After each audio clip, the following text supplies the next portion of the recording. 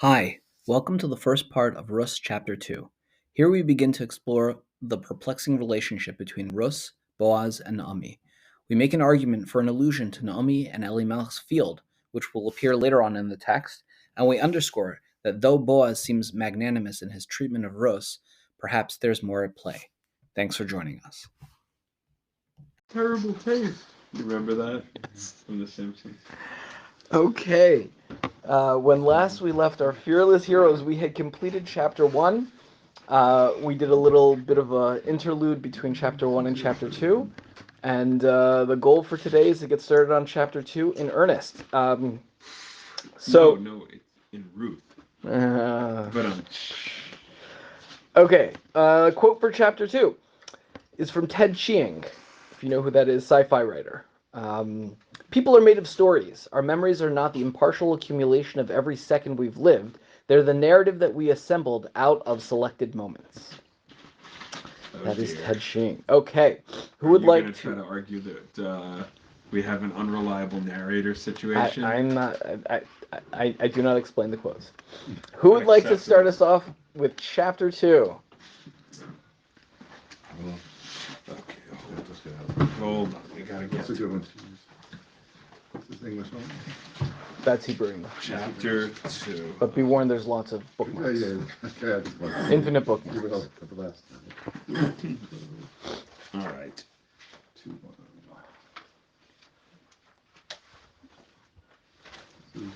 2-1. Here we go. All right, ready? You're up? Yeah, go for it. Naomi moda leisha ish gibor chayil mimishpachat Elimelech ushmo Boaz. And I don't know what this word is. Naomi moda admitted. No.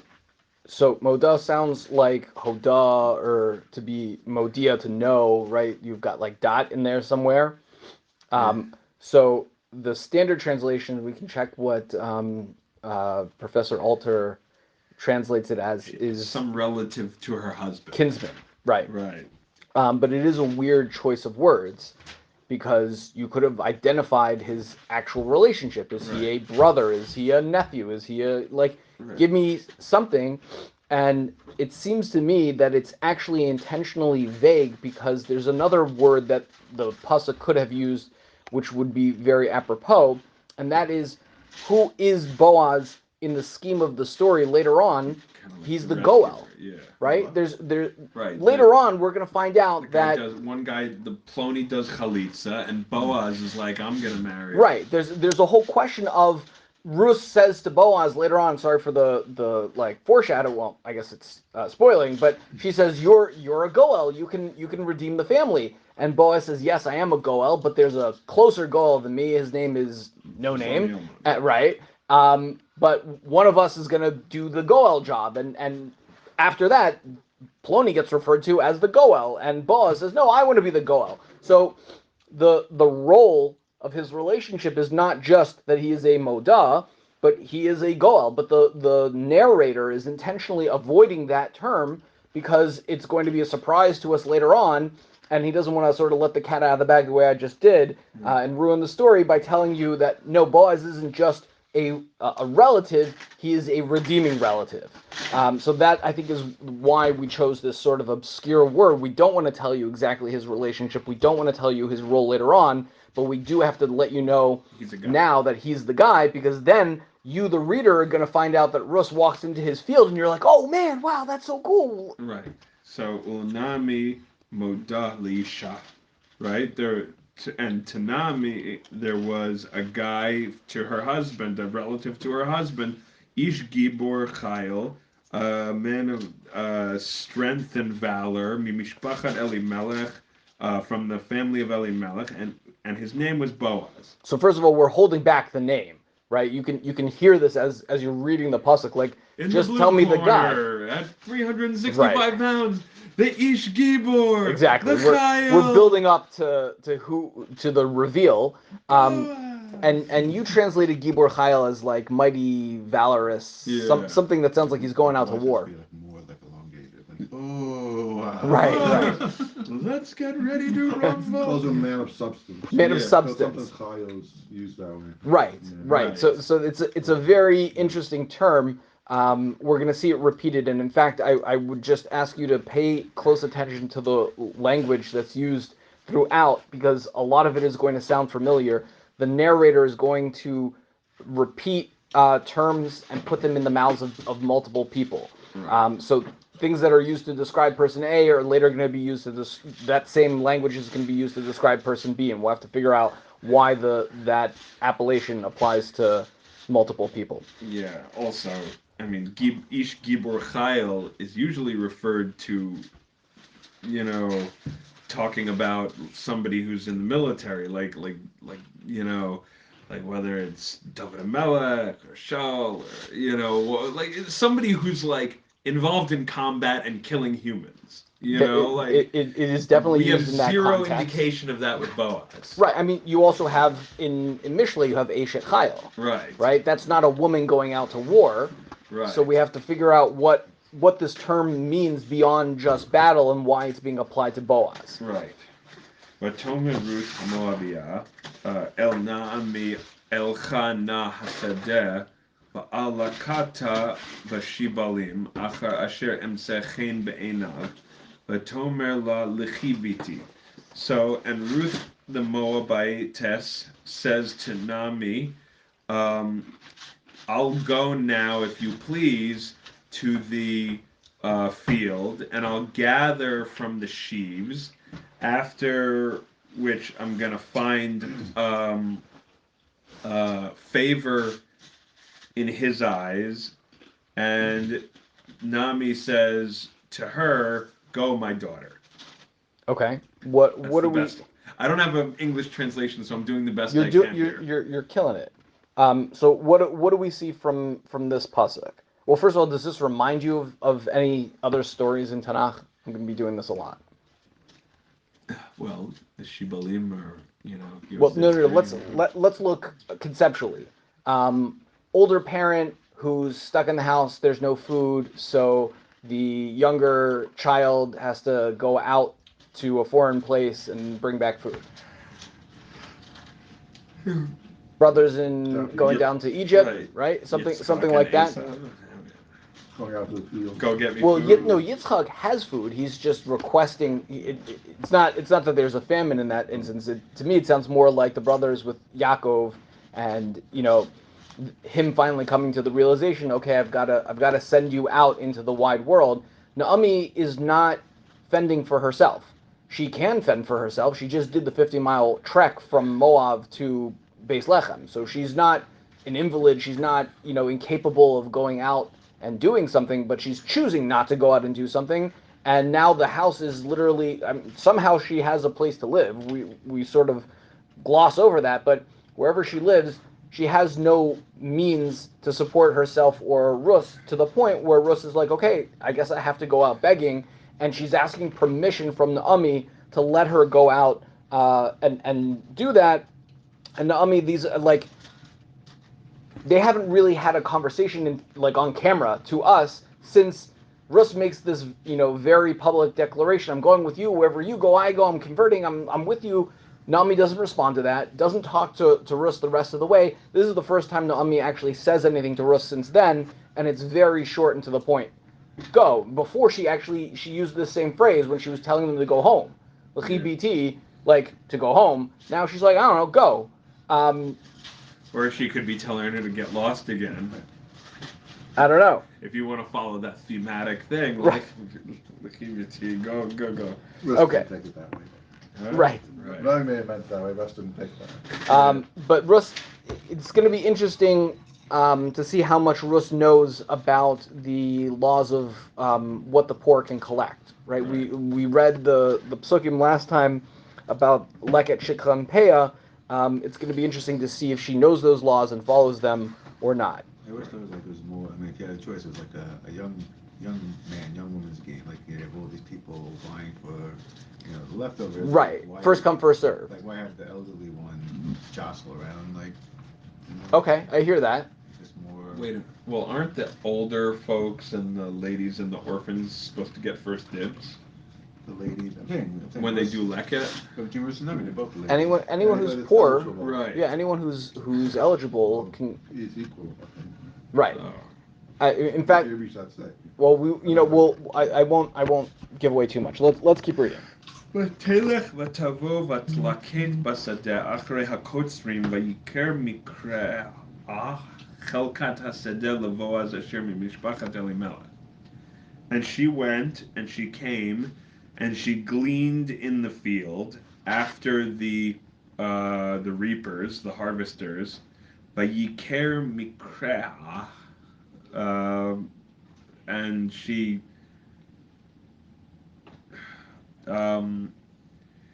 gathered. No, mikra, like happened. Her fate. It happened, like Mikra. mikra, right? It was happenstance. As they translate as luck would have it, she ended up in the Chalkat Hasadeh LeBoaz. Oh, okay. So she happened into the portion of the field of Boaz that was from the family of Elimelech. Right. Yeah, Now, I'm going to propose a reading that I have not seen anywhere, so you can take it or leave it as you please. There's this field, and we're not going to hear about it until the 4th chapter, but I wanna point it out here because otherwise it feels very weird that we don't know that Naomi has a field from her husband that needs to be redeemed. We find that out in the 4th chapter. Boaz is like, okay, who wants to redeem the field? Ploni Almoni, you want to do it? He's like, yeah, I'll do it, no problem. Oh, actually, if you do that, you have to marry Ruth. And when you read that, you're like, what field? What is that talking about? So I would propose to you that there's actually a reference to that field right here. She goes and collects in the field after the kotzrim. That is sort of a summary of what she did. And now we're going to go backwards in time. Vayikar mikra, and it happened accidentally that she ends up chelkat hasadeh leboaz in the portion of the field, not in the field, chelkat hasadeh in the portion of the field. So imagine the table is a field, and this half is Boaz's half, and there's also another half over there, asher mimishpachat Elimelech. Not that Boaz is like, because you don't remember that we identified Boaz 2 psukim ago as part of Elimelech's family, but the Chelkat Hasadeh Asher LeBoaz Asher Mimishpachat Elimelech, that field that belongs to Elimelech. This pasuk is actually a reference to not Boaz of the family of Elimelech, but that Rus is in a field, a portion of which belongs to Elimelech, and a portion of which belongs to Boaz. Right? That would make a lot of sense. Just logistically, why is she wandering into some random field? Oh, and it happened to be Boaz's field. No, there has to be some basic understanding that, okay, Naomi has a field, right? We're going to find out later that Elimelech had a field, and they left, and so the field went to somebody else, and part of it got redeemed, and now we have to buy that part back because the field's always got to stay in the family. But it's only part of that field that is redeemed, and the other chelek belongs to Boaz. So now it makes sense that she went into the field that she knew was sort of Naomi's. That's probably the most likely place for her to go that she's hoping she won't get kicked out of. Once she's going, she just goes down the row, and now she's in Boaz's field. Okay. That's your own thought? That's yeah. You didn't see it. I haven't seen it anywhere. Someone could probably challenge me on some of the grammar to prove that Chalkan Hasadeh LeBoaz Asher Mimishpachat Elimelech is maybe referring back to Boaz and not. But to me, it doesn't make any sense. Why would we need to tell you again that Boaz, who we told you 2 psukim ago was Mimishpachat Elimelech, literally the same words, now that Mishpachat Elimelech, I think, would be elaborating on the field rather than elaborating on Boaz. But okay, let's keep going. והנה בועז בא מבית לחם ויאמר לקוצרים ארנai עמכם ויאמר לו יברכך ארנai. So and behold, Boaz came from Beit Lechem, and he said to the reapers, the harvesters, maybe is a better word. I mean, same thing. Hashem be with you, and they said to him, Hashem bless you. Right. Okay. So. Which is what the Sfardim say. Torah reading. Oh yeah. Yeah, when a lot of times they'll say Hashem imachem, and then the They Ola answer says, Yivarech yeah, Hashem. everyone else says Yivarech Hashem. Okay, well we know where this comes from, the inverse, where someone starts with the name of God as a blessing, and then you respond, but you end with the name of God. Right. You might die. Right. What is it? That's the whole thing. Like the person who greets first doesn't have to worry about dying because he's doing a special thing. So he can start with Hashem. You don't want to say Hashem's name and then die and not be able to finish the phrase.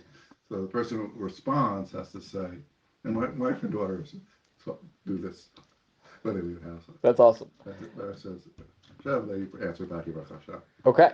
So Boaz, so a few things that we get from here, just story-wise, is that this field is not in Beis Lechem proper, because Boaz is coming from Beis Lechem to the field.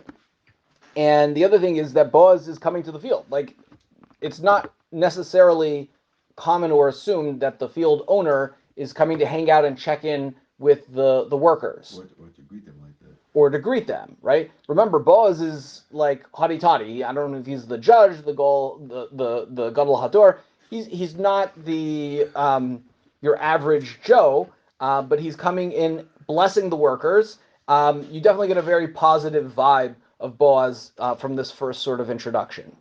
And there are more people here besides the workers. There's a whole caste system of people. We're going to get to the Nar in the next pasuk, who's sort of the overseer. He doesn't start with his second in command. He goes straight to the lowest rung and has a conversation with them. Vayomer Boaz lenaro hanitzav al hakotzrim lemi hanara hazot. And Boaz says to his boy who is standing over the workers, over the harvesters, who's that girl? So interesting. Who's this little girl? That would be mi hanara hazot. He asks, who does this girl belong to? Right. You can't just have random lady in your field. She has to have some sort of association. What family is this person from? Who's in charge of her? Who's taking care of this random person? Now, there's a lot of discussion of, does Boaz generally walk in and check out the young ladies who are, the poor young ladies who are gleaning after the harvesters? So Chazal say no, he noticed her tznius, that the way she, picked up the grain, or can't they just accept that a Gadol Hador is a human being also? Well, I don't know. I think you can be more practical about it. She looks like a Moabite. She's described as a Moabite in the second pasuk. Vatomer Ruth HaMoaviyah. So does that mean she looks so much different than the Israelites? I don't know if it's look different exclusively, but she's out of place. She doesn't necessarily know the halachos. She's not familiar with what she's doing. She's not acting. There's something about what she's doing that is incongruous with everybody else. Everyone else knows the system. Okay, we go, the reapers go, and then we follow them, and we pick up whatever they drop. Rus, and you're going to hear from the Nar, she doesn't really understand how this whole thing works. She's going, she's stopping, she tried to get into the hut. She's out of place. She's definitely, something that she's doing, her appearance, whatever it is out of place, and that seems to be what Boaz notices. That's in place with Boaz. If he's like sort of like coming on location, greeting everyone, high-fiving everyone, and all of a sudden there's like this little new face. Right. It's not so crazy to say. Right, who's that? Yeah. Okay. Vayan Hanar Hanitzav al Hakotzrim Vayomar Nara Moaviyahi Hashava im Nami Misde Moav. And the boy who stood over the harvesters answered, and he said, she's a Moabite girl. Hashava im Nami. She came back with Nami from the field of Moab. Right. So, first of all, we're assiduously avoiding this person's name. This Nar has no name. He has a position. He is the Nar that watches over the Kochanim.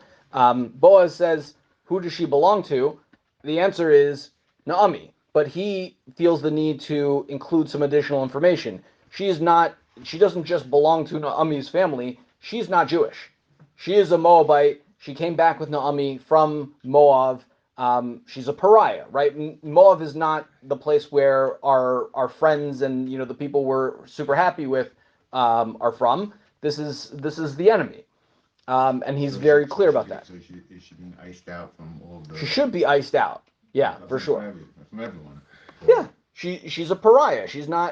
And that's what Naomi told her. There's nothing for you here. When Naomi shows up, remember she doesn't even mention Rus.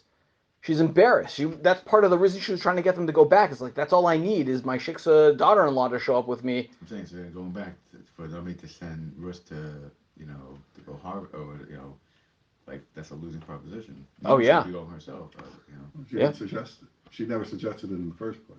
Right? But she said go. She said go. Yeah, she let her go. She didn't give her like the go with God, my daughter, and you should be blessed. She's just, okay, go. Like, what are we supposed to do at this point? And the Nar has more information for us. Okay. Vatomer alakatana v'asafti va'amarim achrei hakotzrim v'tavo v'tamod me'az haboker v'ad ata ze shivta habayit ma'at. Okay, this is a little tough, but and she said, I will please gather, I will please glean and gather amongst the Amarim. Okay. Sheaves after the harvesters, and she came and she stood from the morning until now. These standing in the house a little bit. Yeah, standing in the house a little bit. So, what does JPS have? No one knows what this little phrase actually means. It just sounds like it's written weirdly. Yeah, this dwelling in the house a little. Take a break. Right. We get the gist. So she's going after the Kotzrim. She wants to collect the Amarim. That's not really what she's supposed to be collecting. She's supposed to be collecting the sheaves after the right. The Amarim are the bundles of grain. And she also doesn't have to ask permission, right? So this goes to what I was trying to bring up before, which is she doesn't necessarily know what she's doing. She's not right. She's lost. She knows something to the effect of like poor people are allowed to go get food, but she's not necessarily following the law to the letter, and she doesn't know the vocab. Right, she doesn't know the vocab, and she also seems to be a very diligent worker. This zeh shifta habayit ma'at means like she's been doing it nonstop. Now, I don't know if this is the Nar's way of throwing some more shade on her. Again, when you're reading a narrative, you have to understand that you're being given perspective from a character that is not necessarily accurate. If the Nar has it in for Rus, you don't have to trust that everything he's telling us in this pasuk is accurate. We don't have to believe that Rus got it wrong. Maybe she got it right, but the Nar is giving Boaz colored information. He's saying she's a Moabite. She doesn't know what she's doing. She works nonstop. Like, not only is she breaking the rule, she's been breaking the rule all day long, right? Like she doesn't take a break. She's robbing us out of house and home. Yeah. She's taking all of our... Right.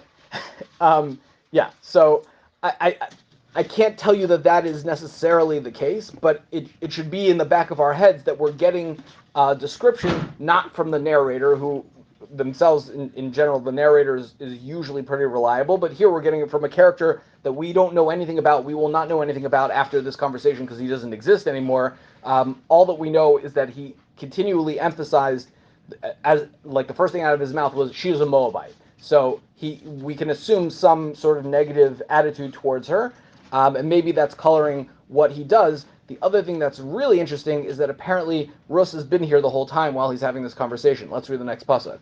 Okay. Vayomer Boaz El Ruth, Halo shamat biti al tilchi lilkot basadeh acher v'gam lo ta'avuri mizeh v'chot tidbakin im narotai. Okay, and Boaz says to Ruth, did you not hear, my daughter?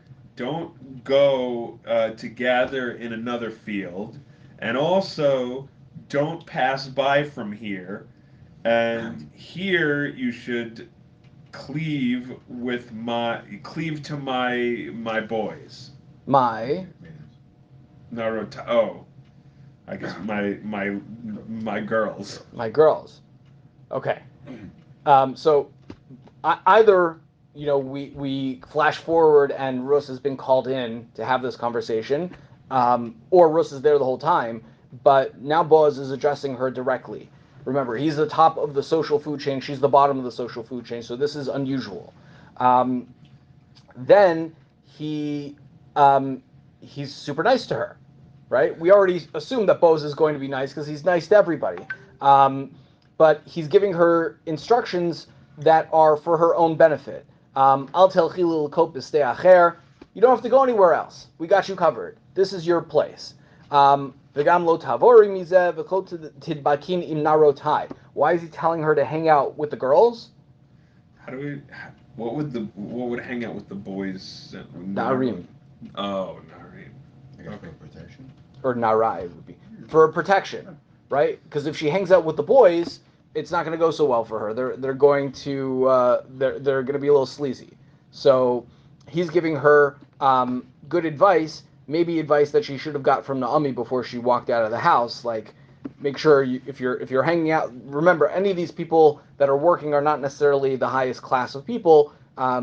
Maybe stick with the na'arot. And he keeps going. Okay. Einayich basadeh asher yiksorun v'halacht achrehen halotziviti et hanarim levilti nag'ech v'tzamit v'halacht el hakelim v'shatit me'asher yishavun hanarim. So your eyes in the field that you're harvesting, and you're going after them, should you not? I have commanded the boys to not mess with you. Yeah. But samit v'halacht el hakelim, and I don't know what that's samit. When you're thirsty. Oh, right. Sorry. And you go to the vessels and you drink. Me'asher yishavun, from what's drawn by the boys. Right. I told the boys not to harass you, and you could even drink from the stuff that they're drawing out of the well. Right. Okay, so she probably wasn't standing there before.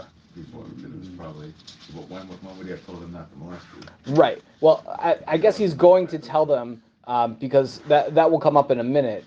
But first he says, like, keep your eye on the prize. This is where you need to be. Go behind them. So he's kind of giving her the instruction of, hey, this is the process. They go, then you go.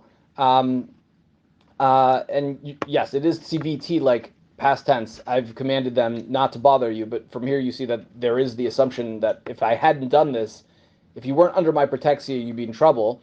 And then we get this really interesting thing. If you're thirsty, you can use like the non-segregated, usually there's the stuff that belongs to the owner and his workers, and then the poor people have to go, I don't know, to a well or figure it out. But here he's saying you can take from my fridge. Let me offer right? you my hospitality. What's interesting about all of this is now we've gone to the inverse of some of the stuff we've seen earlier in Tanakh. So usually the story in Tanakh is boy meets girl, girl draws water for boy, right? Here it is boy meets girl, boy provides water for girl instead. So you're getting the inverse of like the Rivka Eliezer kind of story. And the Rachel Yaakov. Right. And he's also this is a clear indication to all the workers that she's special. Now, why is he doing this? He asked the Nar, who is this person?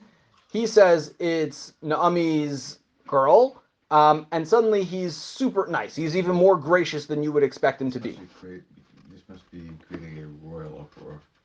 Right. This is scandalous. Scandalous. Yeah, like without even doing anything wrong, but like it's just like out of the norm. Right. It's definitely out of the norm. It's not what you would expect from the Gadol Hador to necessarily be doing. She's a she's a Moabite. Yeah, but Well, so that's really the important point. Why do we hate Moabites? Right, because they were. They didn't give us food and water. What's he doing? He's giving the Moabite food and water. Right. yeah, but it's Boaz has lost his mind. Like, what is he doing? Like, because he said that she's from Nami.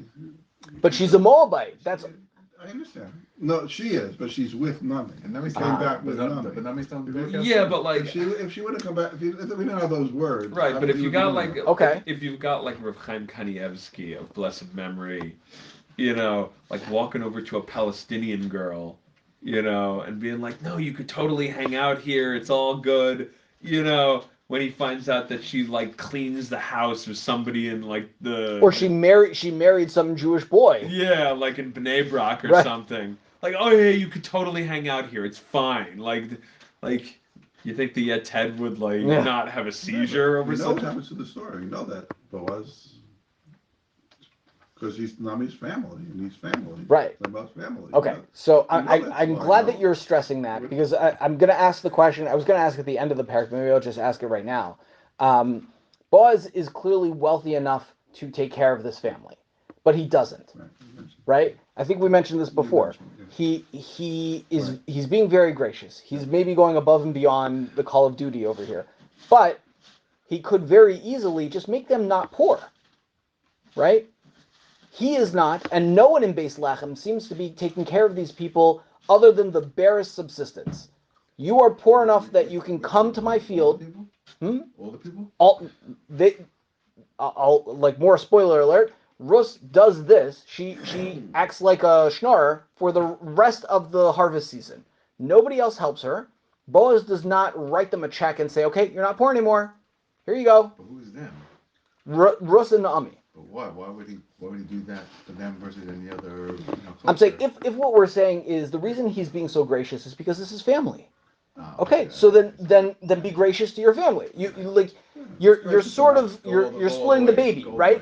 Either they're family and wow, I should really my family is impoverished and I have the ability to take them out of poverty. Right. If Let me you're take them out of poverty. if you're a billionaire, you know, I don't know you if could he's buy a your nephew an apartment, even if he's kind of like a schlub. You Right, know? and the fact that he can do that is that later on he does it, right? After he marries Rus and redeems the field, like they live happily ever after. It's not like Boaz has to go take out a loan. Maybe So there's some testing period here.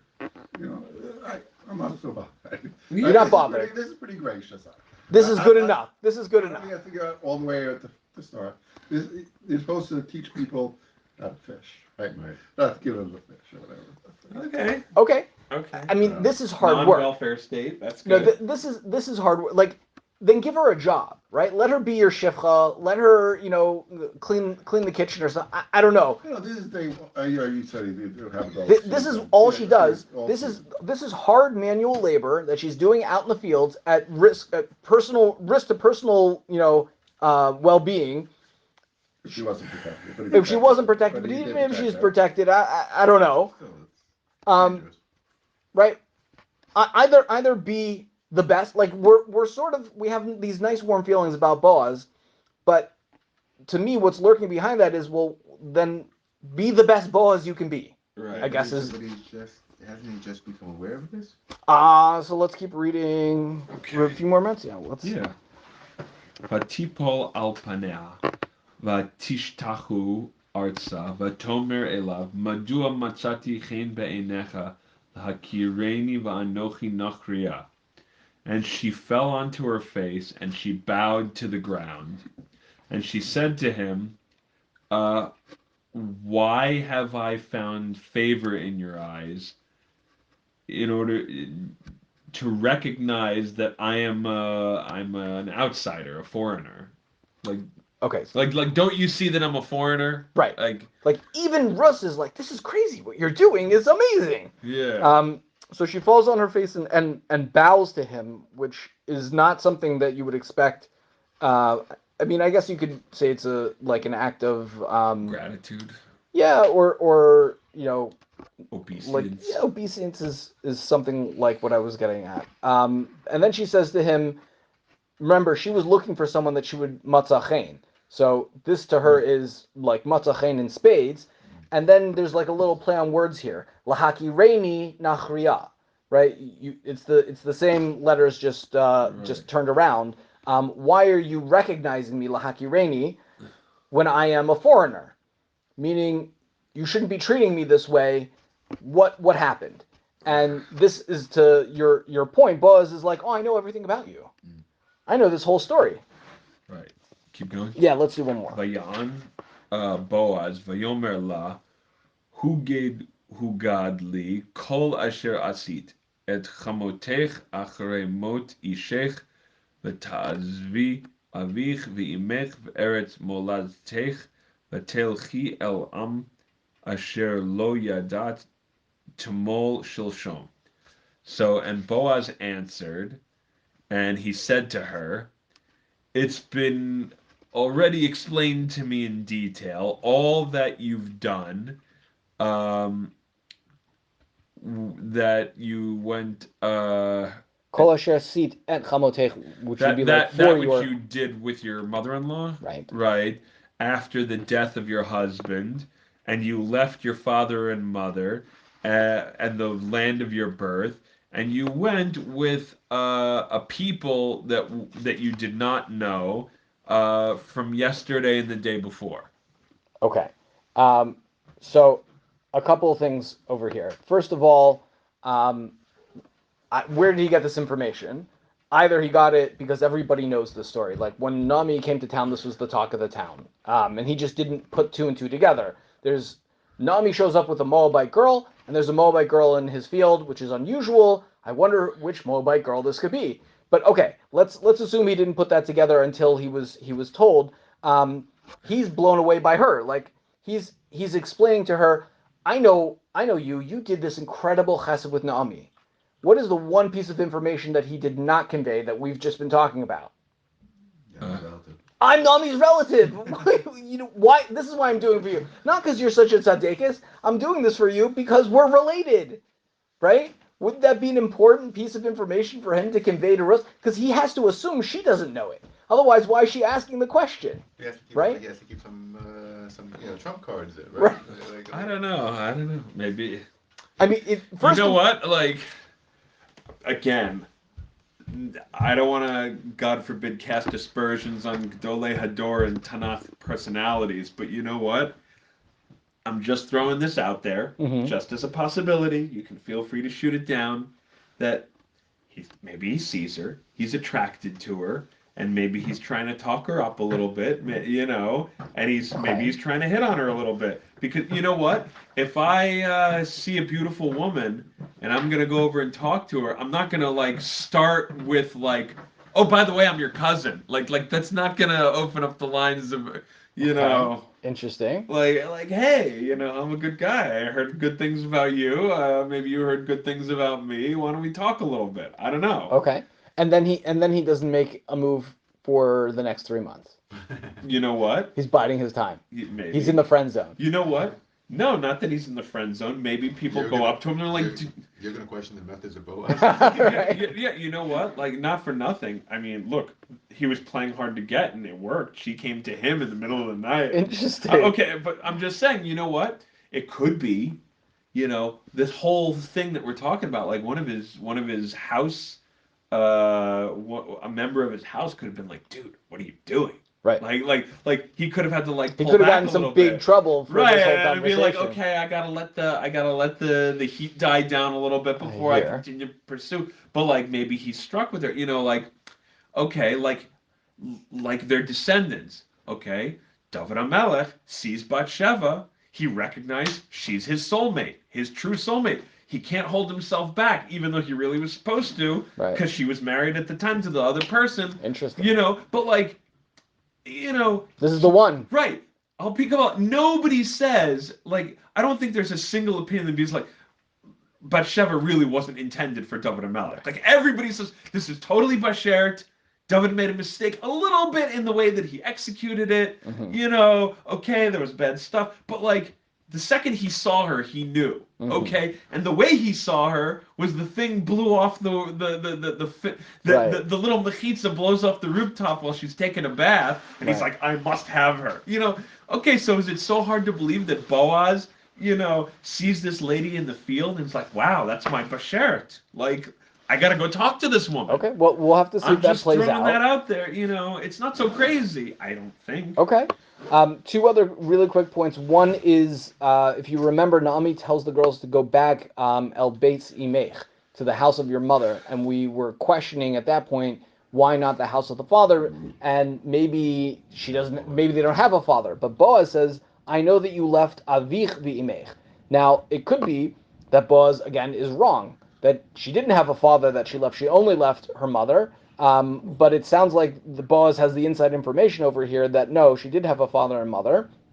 And you also get some shades of Abraham, right? V'tazvi avich v'imech v'eretz moladetech v'telchi el am asher lo yadata tmo shel, right? You left it all behind and you went after the godly people. So that's going to try to recall some of what Avram had done, and we will pick up Mirz Hashem at Pasuk 12 next time.